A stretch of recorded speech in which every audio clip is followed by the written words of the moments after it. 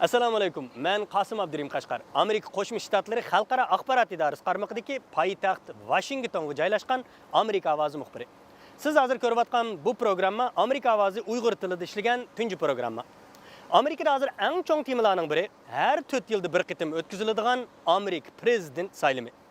Bu yillik saylam kuni 11 ayning 5-kuniga bekitilgan va bu saylamda yangicha 2025-yili 20 yanvardan 2029-yili 19 yanvargacha Amerikaning prezidentlik vazifasini dal mening orqamda ko'rinib turgan Aqsaroyda o'z ustiga oladi.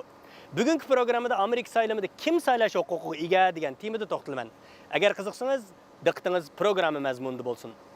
Umuman qilib aytganda 18 yoshga to'lgan har qanday Amerika fuqarosi federal saylamda saylamga qatnashish huquqiga ega. Amerika fuqarosi bo'lmagan ko'chmanlar federal saylamlarda ovoz bera olmaydi. Fuqarolikqa qabul qilinganlar Amerika davlatiga sodiqlik qasam berib, saylamda ovoz berishga tizimga oldirgandan keyin andin Amerikadagi xohlagan saylamlarga qatnasha oladi. Fuqarolik o'tishning tunji qadami qonunliq doimiy yashash huquqiga simol bo'lgan yeshil kartaga erishishdan iborat. Bir kishi oila homiyligi, xizmat, mablag' selish va musofirlik yoki panohlik tilash qatorliq salohiyatlar orqali yeshil kartaga erisha oladi. Ko'pincha hollarda ko'chmanlar yeshil kartaga erishib Amerikada 5 yil yashagandan keyin fuqarolikqa o'tish salohiyatiga ega. Agar shu kishi Amerika fuqarosi bilan to'y qilish orqali yeshil kartaga